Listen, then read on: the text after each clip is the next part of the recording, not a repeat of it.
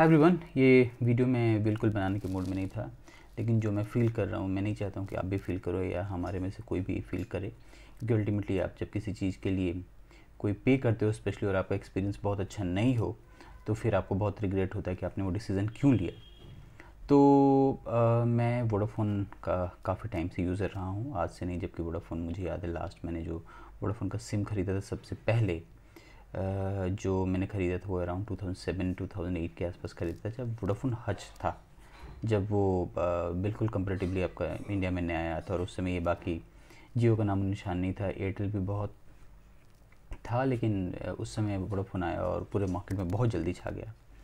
तो इधर कुछ टाइम से मुझे क्या हो रहा था कि वोडाफ़ोन में काफ़ी दिक्कत आ रही थी इंटरनेट की, स्पेशली जब आप कोई चीज़ डाउनलोड करते हो या फिर स्पेशली जब कोई चीज़ अपलोड करते हो, स्पेशली यूट्यूब पे वीडियोस को मैं बना कर जब अपलोड करता था या कभी कोई ऑनलाइन ट्रांजैक्शन करता था या कभी कोई ऐप करते ये पे कोई काम करने की कोशिश करता था तो क्रैश हो जाता था।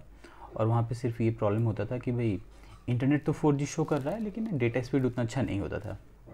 तो मैं पिछले 1-1.5 साल से, करीब 1 साल से ऊपर से मैं वोडाफ़ोन को बार बार कंप्लेन कर रहा था, उनको ट्वीट कर रहा था, उनको मेल कर रहा था, और वो उन्होंने मुझे टाइमलाइन दिया था कि वो सितंबर में 2019 में सितंबर में इसको रिज़ॉल्व कर देंगे। फिर सितंबर का टाइमलाइन उन्होंने बढ़ा के आपका जनवरी में कर दिया 2020 में। जब जनवरी 2020 में भी नहीं मेरी डेटा कनेक्शन और वो सारी चीज़ें सुधरी तो मैं उनको बार बार कंप्लेन करता रहा, बट फिर भी वो उसी तरह ऑटो रिप्लाई वाले मैसेजेस देते रहे, this is the not the experience we want to have, I is getting you call you back, हमने ऑप्टिमाइजेशन कर दिया है, और ये सारी चीज़ें करते रहे। बट मुझे उससे कोई खास सिग्निफिकेंट फ़र्क नहीं पड़ा। 19-20 का फ़र्क होता तो वो भी जब तक मैं कंप्लेन करता था उसके 1 या 2 दिन तक उसका वो रहता था असर, और बाकी उसके बाद वो ख़त्म हो जाता था। तो मैं बिल्कुल पिस्ड ऑफ हो गया, और बिल आ रहे हैं हर महीने 500-600 जो भी आ रहा है बिल आ रहा है, मैं टाइमली पे करता था। तो मैंने सोचा यार पे भी करो और स्ट्रगल भी करो, और बहुत ब्लेम गेम चल रहा है, किसी को सोशल मीडिया पे क्रिटिसाइज़ एक लिमिट तक ही कर सकते हो, और अगर वो कान बंद करके बिल्कुल बैठा हुआ आपके लिए, मतलब आप उसके लिए इम्पोर्टेंट नहीं हो, तो फिर मैंने सोचा चलो ठीक है। तो फिर मैंने देखना शुरू कर दिया कि किसको लिया जाए।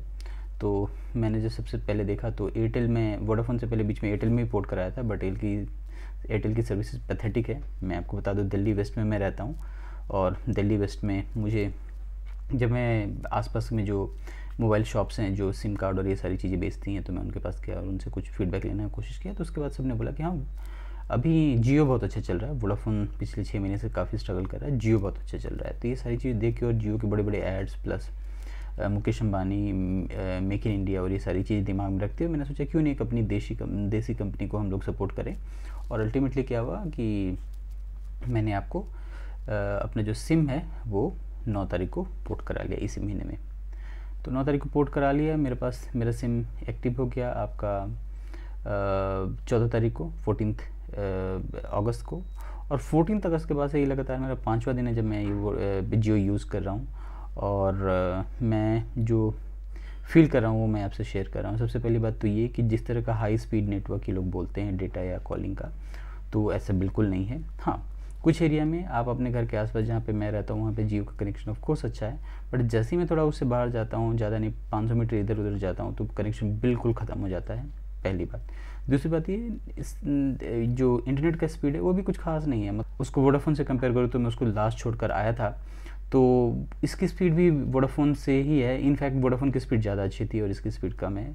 तीसरी सबसे बड़ी बात है कि ये 299 में पोस्ट पेड प्लान एक्टिवेट तो कर रहे हैं, but at the same time आपको डेटा कुछ नहीं देते। 30 GB डेटा, 25 GB डेटा, अगर आपकी डेली आप 1 GB आपका 2 GB का खर्चा है तो आप फिर वो उसको क्रॉस कर जाओगे, उसके बाद 20 रुपीज़ लगेगा आपको पर GB का, तो वो एक गलत बात हो जाएगी। तो कुल मिला के मेरा जियो के साथ एक्सपीरियंस जिस तरह का होना चाहिए था वो नहीं हुआ, क्योंकि अल्टीमेटली 19-20 के लिए आप पोर्ट किसी को नहीं कराओगे। आप छोटे मतलब बच्चे नहीं हो कि मतलब ये आज ये खिलौना चाहिए कल वो खिलौना चाहिए, जब तक आपको कुछ बढ़िया फ़ायदा नहीं मिले। तो ओवरऑल सिर्फ मार्केटिंग स्टंट है, और काश अपने पास देसी कंपनी की कोई ऐसी होती टेलीकॉम में जो सचमुच जो बोलती है वो काम करती है। मैंने एयरटेल को भी ट्राई किया, वही हाल, मैंने रिलायंस को ट्राई किया, वही हाल।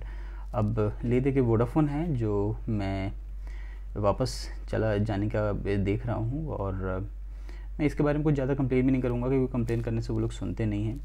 और ये वीडियो बनाने का मेरा मतलब ब्लेम गेम नहीं है, क्योंकि अल्टीमेटली कस्टमर्स उनको शायद मैटर नहीं करते, इसीलिए वो ऐसा कर रहे हैं।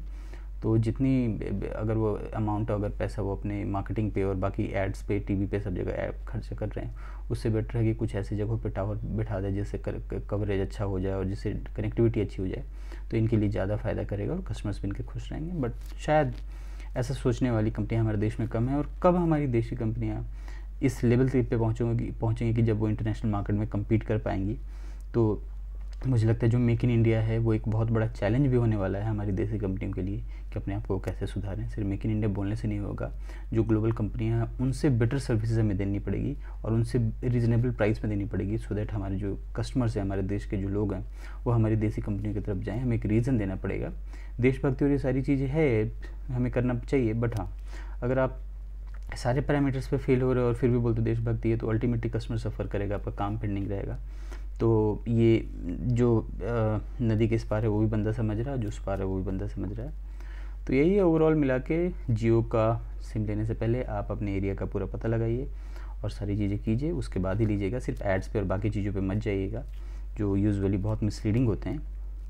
तो बस इतना ही। अब 90 दिन का वेट कर रहा हूँ, जैसे 90 दिन कंप्लीट हो गए मैं वापस अपना इसको पोर्ट करा लूँगा। तो उम्मीद करता हूँ कि आपको मेरे द्वारा दी गई जानकारी ठीक लगी होगी, और अगर अच्छी लगी है तो मेरे चैनल को लाइक कर दीजिएगा और मेरे वीडियो को लाइक कर दीजिएगा, मेरे चैनल को सब्सक्राइब कीजिएगा, क्योंकि मैं इसी तरह की यूज़फुल वीडियोज़ लेकर आते रहता हूँ आपके सामने। और तब तक आप अपना ख्याल रखिए। हम लोग मिलते हैं अगले वीडियो में।